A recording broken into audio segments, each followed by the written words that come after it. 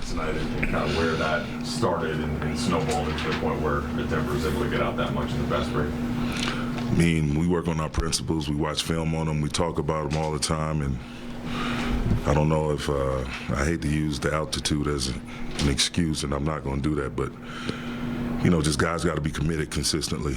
They're a fast team. Jokic likes to throw deep, long outlets. They have some very, very fast, athletic guys. So that's a part of the game, we commit ourselves to. That's the first line of defense, your transition defense. So we'll go back and look at it and try to see what we can fix. But AD stayed in the game and was obviously very productive. We saw him kind of noticeably grab the back a couple times. Just wondering how he's doing and how you think that impacts things for him. Nah, he's fine. He's fine. He wouldn't have been able to finish the game if, getting that shot in the back, we all were a little nervous at that point in time. But he was able to get through the game and give us a lot of good production, but he's fine.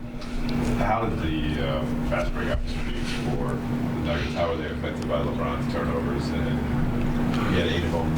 How many of them do you felt like he likes to call them attack turnovers, ones he's okay with, and ones that you'd like to get back? Yeah, everyone, when him and Anthony are in the pick and roll, the whole defense is going to be paying attention to that.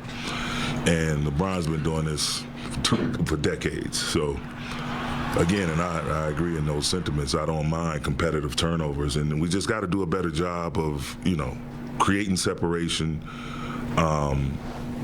making our offensive plays more clearly defined through pace and energy on that side of the ball. Just like we want multiple efforts and guys to be in their right spots and on time versus a drive and with a V-back and then someone contesting the shot. We have to have that same mentality offensively, not just walking in the screens, but sprinting up, getting a hit, coming off the screen with force downhill.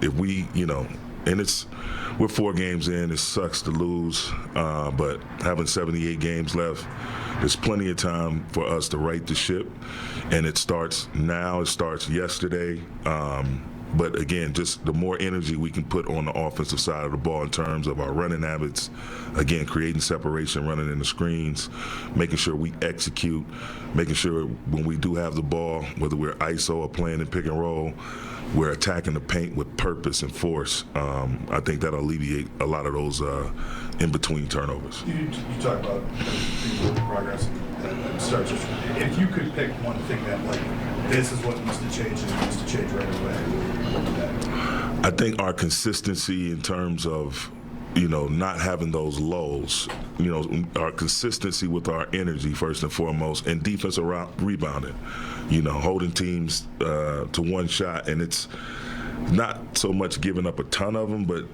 teams are getting those timely offensive rebounds against us, or we're getting just a hand on it and it's going out of bounds, and so they're still retaining the possession.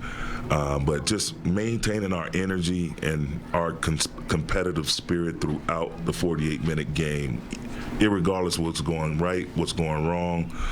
That is how you create a culture. Just like we're defending at a high level, we have to keep our competitiveness at a high level at all times.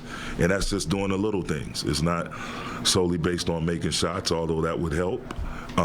It's just based on, again, being consistent with your principles. And the defensive rebounding thing is always, I think, he who controls the glass usually controls the game.